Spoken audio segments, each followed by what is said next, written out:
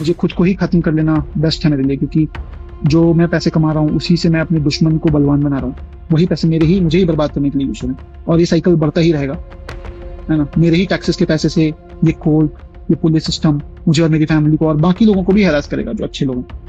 मेरा खुद को ही खत्म कर लेना बेस्ट है। जो मैं पैसे कमा रहा हूं उससे मैं अपने ही दुश्मन को ताकतवर बना रहा हूं। मेरे टैक्स के जो पैसे हैं उसी से ये कोर्ट, पुलिस और सिस्टम मेरी फैमिली को अरेस्ट करेगा। सिस्टम बाकी लोगों को भी ऐसे ही परेशान करेगा। जो अच्छे हैं, सुसाइड करना सही नहीं है, लेकिन मेरे लिए अपनी लाइफ खत्म करना ही एकमात्र ऑप्शन है। नमस्कार, एनएमएफ न्यूज पर आप सभी का बहुत स्वागत। मैं हूं आपके साथ अभिषेक पुंडी। बेंगलुरु के रहने वाले अतुल सुभाष मरना नहीं चाहते थे, लेकिन उनकी पत्नी और न्यायिक सिस्टम ने उनके लिए जिंदगी इस हद तक क्रूर बना दी थी कि उसने मौत ही चुन ली। जान देने से पहले अतुल ने 1 घंटे 20 मिनट का वीडियो शेयर किया, जिसमें उन्होंने अपनी आप बीती सुनाई। आप बीती जिसमें उन्होंने बताया कि कैसे उनकी पत्नी ने कानून का सहारा, यूं कहें पूरे न्यायिक सिस्टम के साथ मिलकर उन्हें प्रताड़ित किया। अतुल ने मरने से पहले ये कहा कि उन्हें प्रताड़ित करने वाले बरी हो जाएं तो उनकी अस्थियों को गटर में बहा देना। अतुल का ये वीडियो जिसने भी देखा वो बेचैन हो उठा। इस मामले के बाद मांग उठने लगी कानून में बदलाव की। मेरे मरे हुए शरीर के आसपास मेरी पत्नी या उसका परिवार की तरफ से कोई नहीं आना चाहिए। तीसरा, मेरा अस्थि विसर्जन तब तक नहीं होना चाहिए जब तक मेरे हरासर्स को पनिशमेंट नहीं मिलता है, तो मेरा अस्थि विसर्जन ना हो। अगर इतने सारी चीजें, एविडेंस और सब कुछ होने के बाद भी अगर कोर्ट, ये जज और मेरे बाकी के हरासर्स को पनिशमेंट नहीं देती है और बरी कर देती है, तो मेरा जो अस्थि है वहीं कोर्ट के बाहर किसी गटर में बहा देना चाहिए, ताकि मैं ये जान जाऊं हमेशा हमेशा के लिए, मैं ये अपना लेसन सीखता रहूं कि इस देश में क्या वैल्यू है एक लाइफ की। बिहार के समस्तीपुर के रहने वाले अतुल ने 24 पन्नों का सुसाइड नोट छोड़ा, जिसमें उन्होंने अपनी पत्नी निकिता, उसके रिश्तेदार और किस तरह से कोर्ट की एक तरफ और भ्रष्टाचार से भरी प्रक्रिया ने उसे परेशान किया। अतुल और निकिता की मुलाकात मैट्रिमोनियल साइट के जरिए हुई थी। 2019 में दोनों ने शादी कर ली। दोनों का एक बेटा भी है। शादी के बाद से ही निकिता और उसका परिवार अतुल से पैसे मांगते रहते थे। अतुल ने कभी निकिता की मां को लाखों रुपए दिए तो कभी उसके भाई को लाखों रुपए दिए। जब पैसे देना बंद कर दिया तो साल 2021 में निकिता बेटे को लेकर बेंगलुरु छोड़कर ही चली गई। बावजूद इसके अतुल हर महीने निकिता को 40,000 रुपए मेंटेनेंस के तौर पर भेजता रहा, लेकिन निकिता ना तो उसे बेटे से मिलने देती थी और ना ही बात ही करवाती थी। चमत्कार यह है कि हाई कोर्ट में जब मैंने रीता कौशिक के कोर्ट में सबसे पहले डाला था, जो कि उसने खारिज कर दिया। तो अब हाई कोर्ट में चमत्कार यह है कि ज्यादातर जज जिनके सामने ये कोर्ट में केस लिस्ट होता है, उनका कहना है कि आप अपना मेंटेनेंस देते रहें, हम ये रिजेक्ट कर देंगे। तो वकील हमारे बेचारे हाथ पैर जोड़कर नेक्स्ट डेट लेते हैं कि नेक्स्ट जज कोई सुन ले कुछ। जो जज ये बोलता है कि हम सुनेंगे तो शायद, लेकिन सबसे पहले मीडिएशन कराओ। मीडिएशन के लिए पत्नी को पहले 50,000 रुपए दो, इस बात की कि वो जौनपुर से इलाहाबाद आ पाए। जौनपुर से इलाहाबाद की दूरी 2 घंटे है बस से, तो तकरीबन 3-4 बार मीडिएशन होगा। इसके लिए मुझे बैंगलोर से इलाहाबाद जाना है, मेरी पत्नी वो पास में रहती है, तो उसको पहले 50,000 रुपए दूंगा। ऐसे 3 बार मीडिएशन पहले हो चुके हैं जो कि फेल हो चुके हैं। निकिता ने अतुल पर दहेज के लिए प्रताड़ित करने और अननेचुरल सेक्स का आरोप लगाते हुए केस दर्ज करवाया। अतुल पर 8 से ज्यादा मामले दर्ज करवाए गए। मामला जब कोर्ट में पहुंचा तो सेटलमेंट के नाम पर 3 करोड़ रुपए मांगे गए। इतना ही नहीं, अपने सुसाइड नोट में अतुल ने जौनपुर फैमिली कोर्ट की जज पर भी बेहद गंभीर आरोप लगाए। उन्होंने लिखा, जब 3 करोड़ के सेटलमेंट के बारे में जज को बताया गया तो जज ने पत्नी का साथ दिया। जब अतुल ने एनसीआरबी के आंकड़ों का हवाला देते हुए कोर्ट में कहा कि सारे पुरुष झूठे केस की वजह से आत्महत्या कर लेते हैं, तो पत्नी कोर्ट कार्रवाई के बीच में कहती है, तुम भी आत्महत्या क्यों नहीं कर लेते। इस पर जज भी हंस पड़ती है और कहती हैं, ये केस झूठे ही होते हैं, तुम परिवार के बारे में सोचो और केस को सेट करो। मैं केस को सेटल करने के लिए 5 लाख रुपए लूंगी।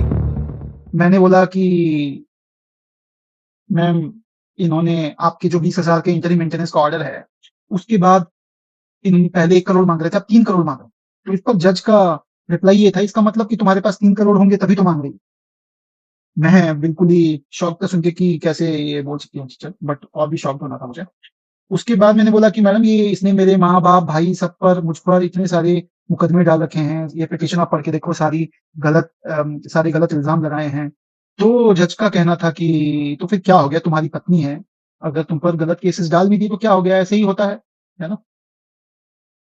ये सुनकर मैं और भी शॉक था। तो ये कोर्ट में गीता कौशिक जज के सामने ही पैसे लेता है, ये मैं बताने की कोशिश कर रहा हूँ। इसके अलावा जौनपुर कोर्ट में ये बड़ी सार्वजनिक सी बात है कि ये जो रीता कौशिक जज हैं और इनके पति जो हैं वो भी जहाँ तक मेरी जानकारी है जौनपुर कोर्ट में हैं या थे। ये दोनों ही घूस लेकर जजमेंट देते हैं। अतुल ने अपनी आखिरी इच्छा में कहा कि मेरे बेटे की कस्टडी मेरे माता पिता को दे दी जाए, वो उसे बेहतर परवरिश दे पाएंगे। मेरी पत्नी के पास कोई वैल्यू नहीं है जो वो मेरे बेटे को दे पाए। अतुल ने कहा मेरी पत्नी को मेरे मृत शरीर के पास भी ना आने दिया जाए। मेरी अस्थियों का विसर्जन भी तब हो जब मुझे इस केस में न्याय मिल जाए, नहीं तो मेरी अस्थियों को गटर में बहा दिया जाए। मेरे केस की सुनवाई को लाइव टेलीकास्ट करवाया जाए। वहीं अतुल को न्याय दिलाने के लिए सोशल मीडिया पर भी एक मुहिम छिड़ गई। #मेंटू सुभाष, #जज रीता कौशिक जैसे हैशटैग ट्रेंड करने लगे। इतना ही नहीं, अतुल को न्याय दिलाने की इस लड़ाई में कई वकील, महिला वकील और एक्टिविस्ट भी सामने आए। अतुल सुभाष को द सिस्टम हैज फेल्ड। किस तरीके से बायसनेस है सिस्टम में। सिर्फ लड़कियों की सुनवाई होती है, लड़कों की कहीं सुनवाई नहीं होती। उसने अपने सुसाइड नोट में सुसाइड वीडियो 1 घंटे का वीडियो बनाया है। कितना पेनफुल है, कितनी सफरिंग्स है उसकी आवाज में। आप देखिए उसने अपने माता पिता को क्या क्या बोला है। आप देखिए, समझिए कि पूरे सिस्टम ने उसे फेल कर दिया और कोई संस्कार नहीं बचे हैं। आज किस तरीके से प्रताड़ना की जाती है पुरुषों के, उनको डराया जाता है, उनको धमकाया जाता है।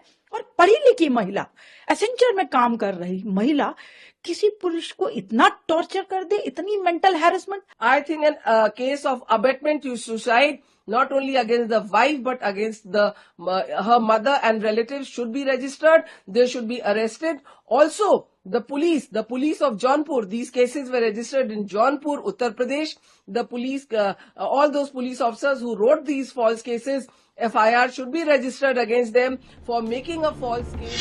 इस मामले में पुलिस ने पत्नी, उसके परिवार के सदस्यों समेत 4 लोगों पर FIR दर्ज की है। अतुल के भाई विकास ने मांग की है कि अब पुरुषों के लिए कानून बने ताकि अतुल की तरह कोई और सुसाइड ना करे। मेन के लिए भी कोई कानून आए। जो मेरे भाई के साथ हुआ वैसे बहुत सारे लोगों के साथ इस देश में हो रहा है। उस चीज़ को गवर्नमेंट ऑफ इंडिया समझे। एक मेन की लाइफ भी उतनी इम्पोर्टेंट है जितनी एक फीमेल की लाइफ है।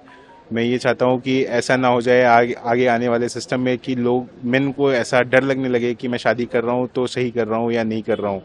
उसको ये डर ना मिले कि क्या मैं ऐसा तो नहीं है कि मैं सिर्फ ATM मशीन बन के रह जाऊंगा, जैसे सिर्फ और सिर्फ जो है वो पैसा ही देना है। मैं पुलिस के इन्वेस्टिगेशन को मैंने अभी जस्ट जैसे बताया कि अभी तक कोई अरेस्ट नहीं हुआ है। मैंने एक फ़ोटो आप लोगों के साथ शेयर किया है जिसमें मैंने बताया है कि कैसे एक महिला अगर सुसाइड करती है और without video, without suicide note, उसके एक्स बॉयफ्रेंड को इमीडिएटली अरेस्ट कर लिया जाता है। तो ये हमारे सिस्टम में फ्लॉज नहीं है तो क्या है, जेंडर बायसनेस नहीं है तो क्या है। एक मैन जो है वो सुसाइडल वीडियो, इतने मिनट का वीडियो बनाता है, इतने बड़ा सुसाइडल नोट बनाता है, अभी तक एक्शंस जो हैं वो नहीं हुए हैं। वहीं जब बेंगलुरु में पुलिस और अतुल के करीबी उसके कमरे में गए तो उन्हें वहां एक तख्ती मिली जिस पर लिखा था जस्टिस इज ड्यू, न्याय बाकी है। अतुल के सुसाइड के बाद से ही हर कहीं कानून में बदलाव की मांग तेज होने लगी। सुप्रीम कोर्ट ने भी दहेज के झूठे केस में फंसाने के मामले पर चिंता जाहिर की है। वैवाहिक मतभेदों, घरेलू विवादों, पति और उसके घर वालों को फंसाने के मामले चिंताजनक हैं। पत्नी और उसके परिवार के लिए हिसाब बराबर करने का हथियार बन गई। पति और उसके परिवार को परेशान करने के लिए घरेलू प्रताड़ना के कानून को हथियार लगातार बनाया जा रहा है। कांग्रेस सांसद रेणुका चौधरी ने भी अतुल सुसाइड केस को अफसोसजनक बताया। उन्होंने कहा यह समाज के लिए एक खतरनाक मामला है। उन्होंने दोषी पुलिस कर्मी पर भी सख्त एक्शन की मांग। बहुत अफसोस की बात है, ऐसे हादसा होना ही नहीं चाहिए कहीं देश में। अगर आम जनता को ये उम्मीद बचा नहीं है कि कहीं भी जाओ हर दरवाजे को थपथपाओ और उसमें उनकी नाइंसाफी हो रही है, तो ये बहुत खतरनाक बात है एक समाज के लिए।